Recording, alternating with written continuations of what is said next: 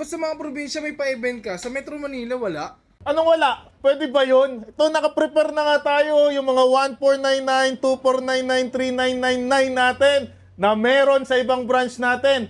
Siyempre, magkakaroon din dito sa Commonwealth branch ng Laptop Warehouse. Yung laptop natin na may libreng 3-in-1 printer, yung pinag-aagawan nyo, available din yan dito sa Commonwealth branch natin. Yung desktop natin na may libreng keyboard at mouse, may libreng monitor. Siyempre, may libre din yung 3-in-1 printer. Available din yan dito sa Commonwealth. Eto, tara dito, lapit ka dito. Lahat ng laptop na yan, mga mid-end to high-end, bukod sa nakabagsak presyo na yan, lahat yan, pag bumili ka ng isa, meron niyang libreng 3-in-1 printer.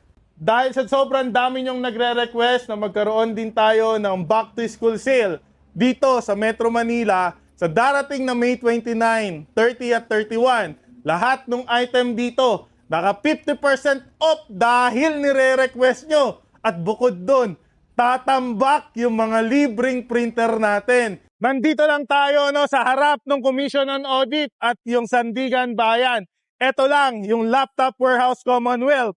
Kaya kung naghahanap kayo ng mga murang laptop at desktop, puntahan nyo na kami dahil baka maubusan kayo sa darating na May 29, 30 at 31.